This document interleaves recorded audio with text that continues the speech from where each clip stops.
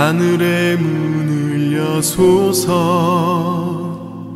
이곳을 주목하소서 주를 향한 노래가 꺼지지 않으니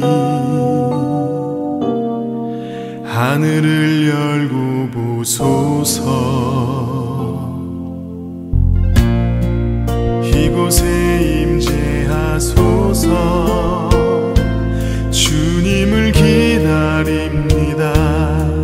기도의 향기가 하늘에 닿으니 주여 임재하여 주소서 이곳에 오셔서 이곳에 앉으소서 이곳에서 드리는 예배를 받으소서 주님의 이름이 주님의 이름만이 오직 주의 이름만 이곳에 있습니다.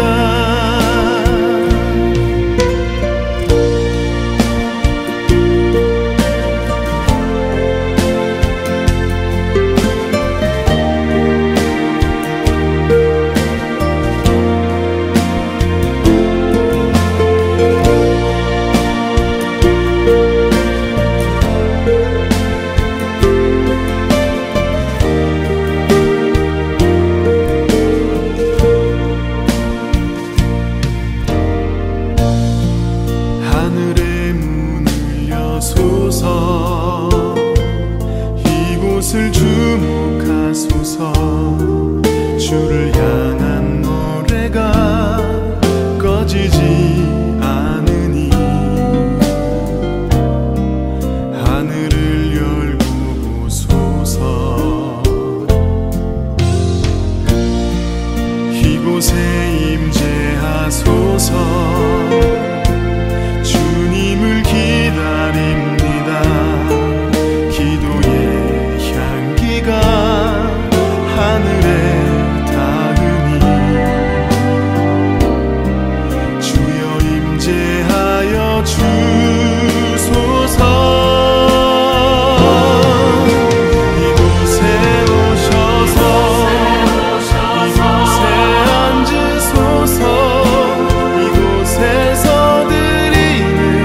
예배를 받으소서 주님의 이름이 주님의 이름만이 오직 주의 이름만 이곳에 있습니다.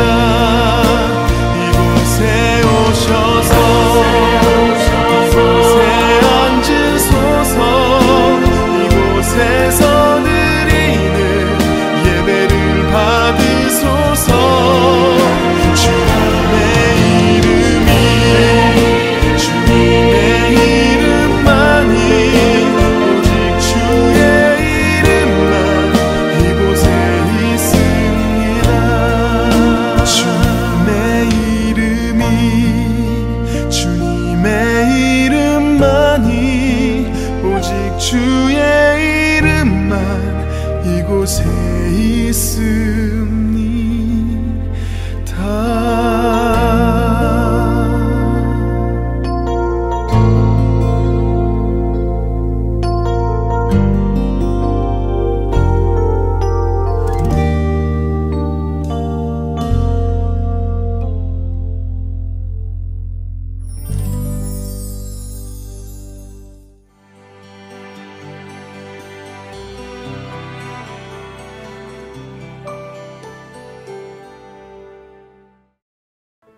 오늘의 말씀을 같이 읽겠습니다. 고린도전서 14장 26절부터 40절입니다. 그러면 형제자매 여러분, 어떻게 해야 하겠습니까? 여러분이 함께 모이는 자리에는 찬송하는 사람도 있고 가르치는 사람도 있고 하나님의 계시를 말하는 사람도 있고 방언으로 말하는 사람도 있고 통역하는 사람도 있습니다. 모든 일을 남에게 덕이 되게 하십시오. 누가 방언으로 말할 때에는 둘 또는 많아야 셋이서 말하되 차례로 말하고 한 사람은 통역을 하십시오. 통역할 사람이 없거든 교회에서는 침묵하고 자기에게와 하나님께 말하십시오. 예언하는 사람은 둘이나 셋이서 말하고 다른 이들은 그것을 분별하십시오. 그러나 앉아있는 다른 사람에게 계시가 내리거든 먼저 말하던 사람은 잠잠하십시오.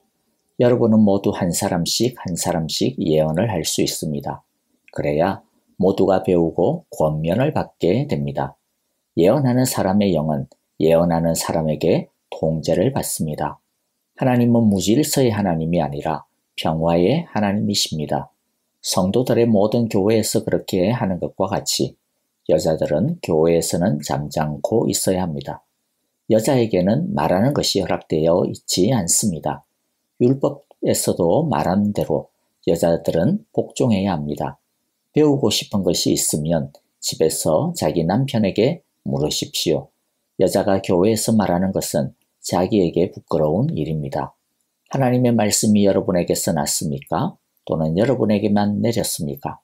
누구든지 자기가 예언자이거나 성령을 은사로 받은 사람이라 생각하거든 내가 여러분에게 써보내는 이 글이 주님의 명령이라는 것을 알아야 합니다. 누구든지 이것을 인정하지 않으면 그 사람도 인정을 받지 못할 것입니다.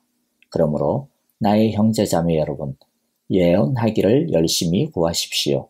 그리고 방언으로 말하는 것을 막지 마십시오. 모든 일을 적절하게 하고 질서 있게 해야 합니다. 아멘.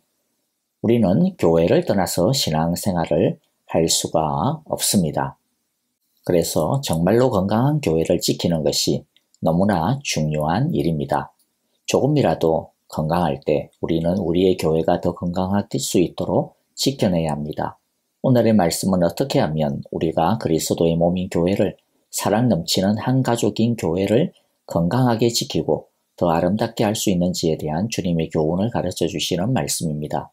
어떤 사람들은 교회가 더 발전하고 건강해지려면 열심히 있는 사람들이 많아야 된다라고 생각하죠. 또 어떤 사람들은 더 많이 헌신하는 사람들이 있어야겠다 생각하고요. 심지어 어떤 사람들은 재능이 많은 사람들이나 헌금을 많이 할 수 있는 믿음 좋은 재력 있는 사람들이 많으면 교회가 튼튼해질 거라 생각하기도 합니다. 그러나 그것은 올바른 답이 아닙니다. 오늘 말씀에서 주님이 우리에게 가르쳐 주시는 대답은 질서와 하모니입니다. 고린도 교회는 방언과 예언 등 영적 은사가 풍성했습니다. 오늘날로 말하면 재능 있는 사람들이 넘쳐났다라는 거죠. 그리고 헌신적이고 열심히 있는 사람들도 많아서 앞장서서 뛰는 사람들도 많았습니다. 또 꽤나 재력 있는 사람들도 들어있었습니다. 오늘날 대형 교회에 비할 때는 못하지만 그래도 꽤나 여러 가지가 잘 갖추어져 있었던 것을 볼 수가 있는데요.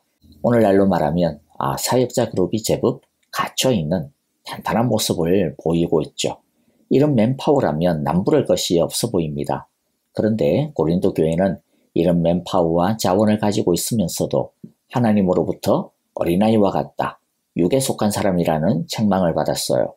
고린도전서 3장 2절입니다. 여러분은 아직도 육에 속한 사람들입니다. 여러분 가운데서 시기와 싸움이 있으니 여러분은 육에 속한 사람이고 인간의 방식대로 살고 있는 것이 아닙니까? 육에 속한 사람들이라고 하는 것은요, 아직 거듭나지 못한 그러한 사람들을 표현할 때 사용되는 표현인데 세상에 교회에다가 이런 표현을 쓰고 있으니 얼마나 창피스러운 상태입니까? 아니 어떻게 방언과 예언 등 영적 은사도 풍성하고 열심히 있는 다양한 사역자들도 많은데 어떻게 이런 평가를 받아야만 했을까요? 시기와 다툼 때문이었죠. 오늘 본문을 보면 33절에 하나님은 무질서의 하나님이 아니라 평화의 하나님이시다 했는데 그러니까 고린도 교회가 어땠다라는 겁니까? 무질서했다라는 겁니다. 40절에서도 모든 일을 적절하게 하고 질서 있게 해야 합니다 라고 했으니까 고린도 교회가 어땠다라는 거죠? 질서가 없었다라는 거죠. 그려지는 모습이 상상이 되지 않습니까? 한마디로 말해 서로가 지잘났다라고 나서고 또 다른 사람들은 무시하고 비평하고 심지어 편을 짓고 파장을 나누는 그런 모습입니다. 그러므로 이러한 무질서와 시기, 분란이 있는 가운데서는 아무리 많은 것들을 가지고 있어도 결코 건강하고 아름다운 교회를 세울 수가 없는 것이죠. 자, 이제 우리가 어떻게 질서 있는 교회를 이룰 것인지에 대해 하나님의 말씀 속에서 배우기를 원하는데요. 다시 33절 보면 하나님은 무질서의 하나님이 아니라 평화의 하나님이십니다. 먼저 하나님은 무질서의 하나님이 아니라 평화의 하나님이라 그랬는데 하나님의 존재 방식에서 우리는 하나님의 이 질서를 배울 수 있습니다. 성부, 성자, 성령 하나님은 세 분 모두가 동일한 신성과 영광과 권위와 권능과 주권을 가진 하나님이십니다. 그런데 이 세 하나님이 한 분으로 존재하시고 활동하십니다. 어떻게 그게 가능할까요?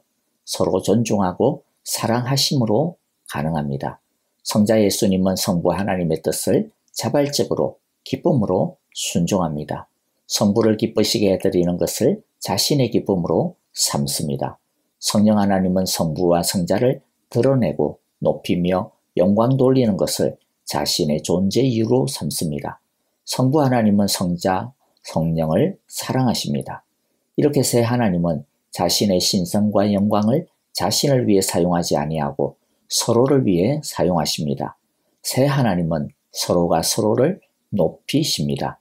그럼으로써 하나님의 영광이 나타났습니다. 이처럼 세 하나님의 이 존귀함처럼 우리도 서로를 높일 때 질서 있고 아름다운 건강한 교회로 우리들이 세워져 나갈 수 있을 것입니다. 자, 이제 사도 바울은 우리가 어떻게 질서 있게 교회를 세워나가야 되는지에 대해서 교회 안에서 방언과 예언을 실제적으로 어떻게 질서 있게 사용하는지에 대해 이러한 말씀을 가지고 가르쳐 주시는데요. 가장 기본적인 전제는 26절 끝에서 말씀하시는 바대로 나의 덕과 유익을 먼저 이해하지 아니하고 삼위 하나님이 서로 존중하고 높이셨듯이 남의 덕과 유익을 먼저 생각하고 세우는 것에 있습니다. 그리고 방언을 말할 때 어떻게 남의 덕을 세울지, 교회의 덕을 세울지에 대한 원리를 말씀해 주시는데요. 27절, 28절입니다. 첫째는 서로 중구난방하지 말고 차례대로 하라는 거죠. 둘째는 반드시 방언은 통역되어야 합니다. 셋째는 방언을 통역할 사람이 없으면 사람들이 모인 곳에서는 방언을 말하지 말고 혼자서 조용히 하나님과만 대화를 해야 한다는 것입니다. 그리고 예언의 질서에 대해서도 말씀해 주시는데요. 29절에서 32절의 말씀인데 정리하면요. 첫째, 예언은 서로 분별해야 합니다. 이것은 말씀을 주관적으로 해석하거나 잘못 해석할 수 있는 위험을 방지하기 위함입니다. 예언이라고 해서 무조건적으로 추종하라는 것은 아니고요. 예언은 반드시 하나님의 말씀에 따라서 맞나 아닌가 분별되어져야 한다는 거죠. 둘째, 예언도 한 사람씩 예언해야 합니다. 질서 있게 하라는 것입니다. 셋째, 예언은 무엇보다도 겸손해야 합니다. 나는 예언하는 은사가 있으니까 나는 더 이상 배울 게 없어. 이런 교만한 자세는 잘못된 것입니다. 모두가 배우고 권면을 받아야 합니다. 말씀의 통제를 받아야 합니다. 그러므로 말씀을 더 많이 알고 배운 사람일수록 사실은 더 끊임없이 하나님의 말씀을 더 배우고 확실함에 거하는 사람이어야 합니다. 하나님의 말씀을 배우는 데 있어서 나는 이만하면 됐어. 나는 이제 다 알아. 이 정도면 충분해. 이러한 마음과 태도는 있을 수가 없는 것입니다. 우리가 안다고 한다면 얼마나 알고 하나님의 말씀을 충분히 안다라고 건방을 들 수가 있겠어요. 진짜 하나님의 은혜를 아는 사람, 말씀의 은사를 받은 사람은 더 배우고 더 권면을 받기를 좋아하는 사람입니다. 바울은 질서와 하모니를 가르쳐 주시면서 여자의 권위에 대해서도 권면을 해주시는데요. 34절이죠. 여자들은 교회에서는 잠잠코 있어야 합니다. 여자에게는 말하는 것이 허락되어 있지 않습니다. 율법에서도 말한 대로 여자들은 복종해야 합니다. 자, 이때까지 은혜롭게 잘 나갔는데 이 말씀 때문에 앞에 좋았던 것을 확 그냥 엎어버리는 느낌이 들 수 있을 것 같은데요.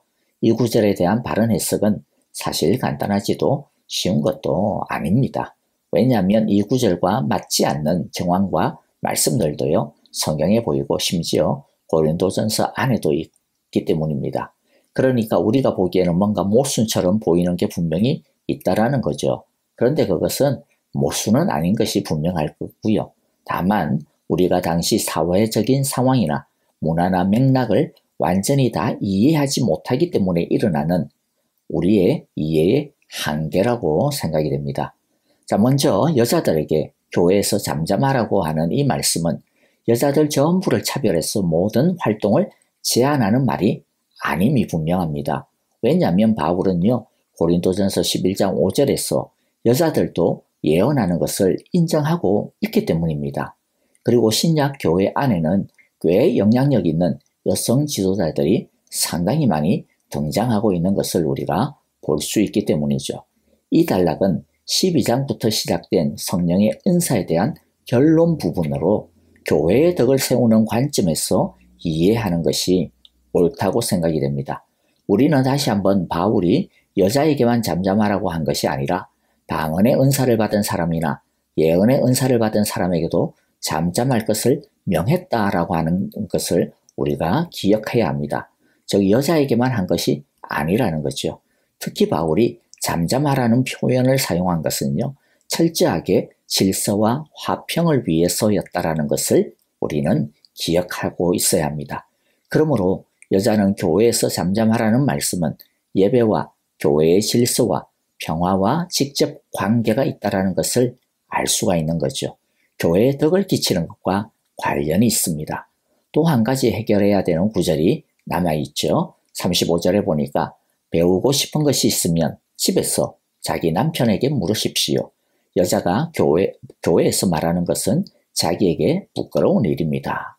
자, 이걸 액면 그대로 또 받아들이면 여자는 교회에서 묻거나 배울 수도 없다라는 말인가? 또 집에 가서 자기 남편에게 물으라고 했는데 아니 그러면 결혼 안 한 처녀는 누구한테 가서 물어야 되지? 라는 질문이 생기게 되겠죠. 자, 여기서 여자가 말한다, 묻는다, 배운다 라고 하는 것은 문맥적인 흐름으로 볼 때 일반적인 것이 아니고 무질서함과 관련이 되어져 있는 질문, 배움이라고 하는 것을 우리가 생각해 볼 수 있을 겁니다. 그러니까 여성이 교회에 와서 자기 남편을 제쳐두고 다른 남자들과 언성을 높여가면서 따지고 논쟁을 벌이는 그런 모습을 상상해 볼 수 있습니다. 그것은 당시 사회 통념상 믿지 않는 사람들에게 결코 덕이 되지 못하는 모습이었습니다. 손가락질 받을 만한 일이고 결국에는 하나님의 영광을 가리는 일입니다. 자신의 자유를 추구하다가 교회의 덕을 상하게 하고 하나님의 이름을 욕되게 하는 것입니다. 하나님은 여자는 배우지도 말고 묻지도 말라라는 것이 아니라 교회에 와서 시끄럽게 하기 전에 자기 남편과 충분히 의논하고 토론하는 것이 순리다라는 것이죠. 이 말씀은 당시 사회적인 상황을 고려하여 해석하고 이해하는 것이 맞습니다. 당시의 사회적인 분위기는 여성이 너무 대놓고 나서는 것에 대해 결코 좋게 보지 않았습니다. 오늘은 그때와 전혀 다른 상황이죠. 그러므로 이 말씀을 액면 그대로 오늘날 적용하는 것은 옳지 않을 거라고 생각이 됩니다. 그래서 여성 리더십이나 여성 사역자를 성별로 차등을 두는 것은 성경 전체의 맥락에서 볼 때 바람직하지 않습니다. 오늘의 이 말씀은 여성 전체를 놓고서 여자는 무조건 조용하라는 말씀으로 보기보다는 교회에 덕을 끼치지 못하고 질서와 화평을 깨트렸던 어떤 여성들을 가리킨다라고 보는 것이 더 문맥적으로 맥락적으로 무난합니다. 정리하면 바울은 남자와 여자를 엄격히 구별해서 남자는 교회에서 주도적으로 말을 하며 사역해도 되고 여자는 교회에서 입 다물고 침묵해야 된다라고 말씀한 것은 아니라는 것을 알 수가 있습니다. 남자건 여자건 방언의 은사를 받은 사람과 예언의 은사를 받은 사람은 모두가 다 질서 있게 은사를 사용해야 합니다. 그럴 수 없다면 남자건 여자건 모두가 침묵해야 합니다.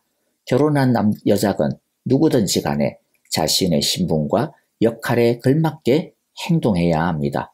모두가 품위 있고 질서 있게 예배를 드리며 교회의 덕을 세워야 합니다.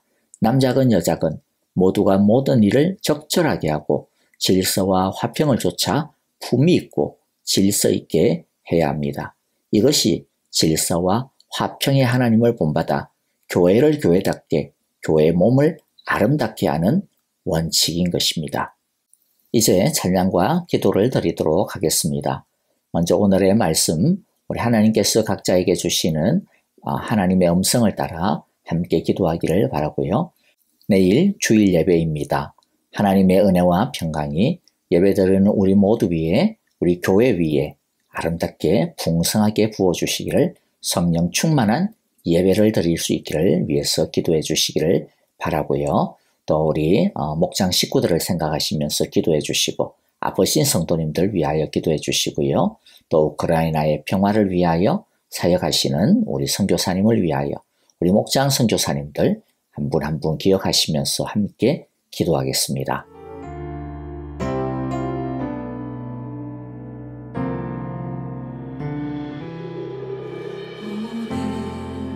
이곳에 계신 성령님, 우리에게 말씀하시고 우리를 가르치소서. 다시 우리 맘 열어주시고 주의 빛으로 밝혀 우리를 인도하소서.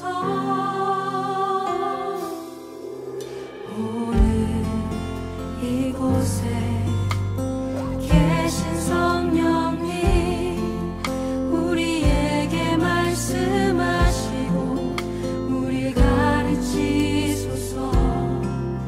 다시 우리 맘 열어주시고 주의 빛으로 밝혀 우리 인도하소서.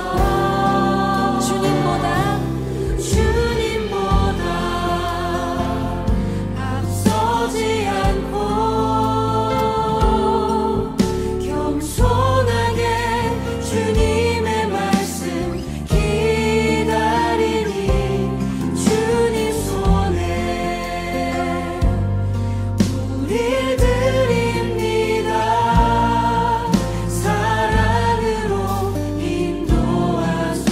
이제 조금 익숙해지셨나요? 우리 다시 한번 앞에서부터 노래하겠습니다. 오늘 이곳에 계신 성령님,